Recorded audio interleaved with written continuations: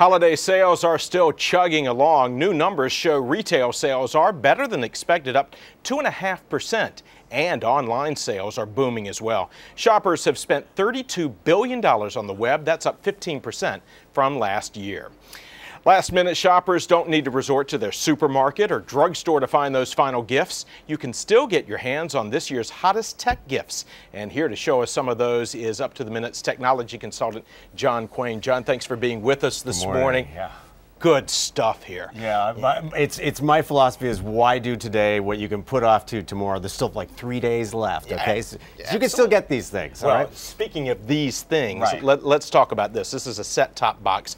What is that? Right, it looks tiny, right? And you'll see them in Best Buy and electronic stores. There's a whole raft of them now. What they do basically is bring streaming, video, and music services and entertainment over the internet and put it on your television.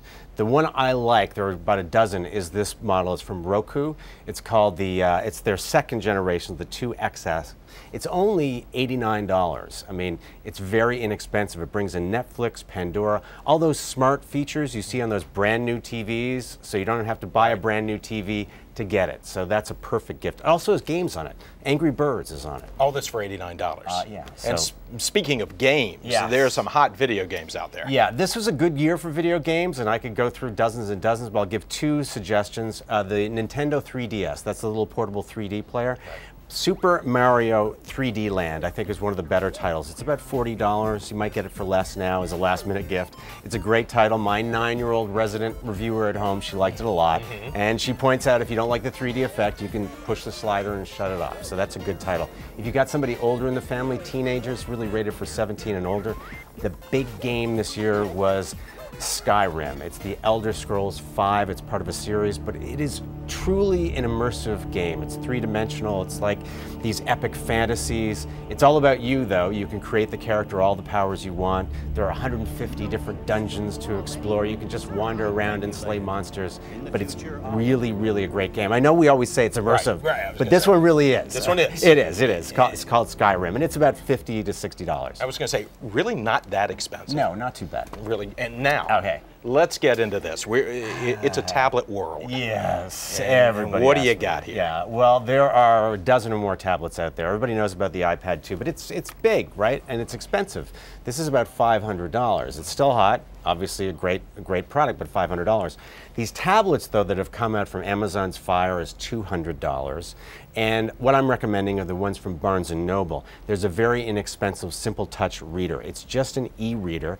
It's monochrome, but it's great for reading ebooks. And that is this one right here. It's that tiny one right there. It's light. You can read in bed. You can read in direct sunlight. It's only $99. That's pretty inexpensive, and it gives them access to all the books they ever want. Of course, you have to pay for a lot of them, but still. The Nook also has a tablet, their own tablet, this color model here. So it has many of the features that you'll see on the Amazon Fire. This one is $249 though, so it's a little bit more money, about $50 more, but it's ideal for reading books, magazines, also Netflix. You can watch your Netflix movie. And it has a better screen, in my opinion, than the Amazon Fire. And you can put more memory on this, some better features. The Amazon Fire had some glitches, so this might be a better choice. Also, if you have a problem, take it into the store. They have Barnes & Noble stores you can visit.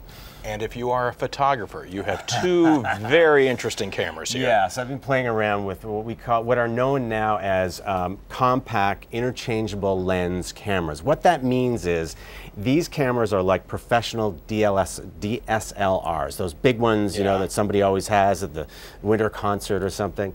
These are smaller, they're less technical, but they do most of the things that those bigger cameras will do. Are they less expensive? They are not generally less expensive. I mean, a really good DSLR will be $3,000, a really good one, but they cross over. This camera here, there's the Olympus, this is the Pen EP3, and that's the one I really like. It has a lot of different lenses. It's about $900 though for this and one lens. The lens I have on it now though is like a 600 millimeter kind of lens, a professional quality lens, but it's a lot smaller than if you got these giant ones you see in the football field.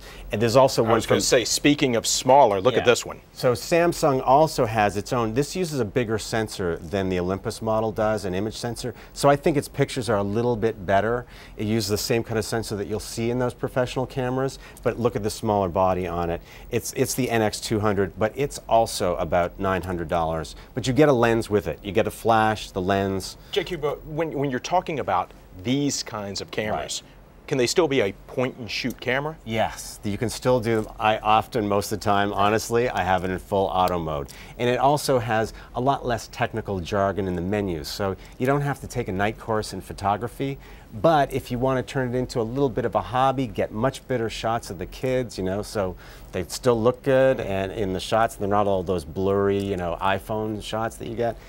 This might be the gadget for you or somebody who's trying to get into photography a little bit more. That looks fun. Yeah. That one looks fun too. Yeah. And real quickly, can I ask you, gifts?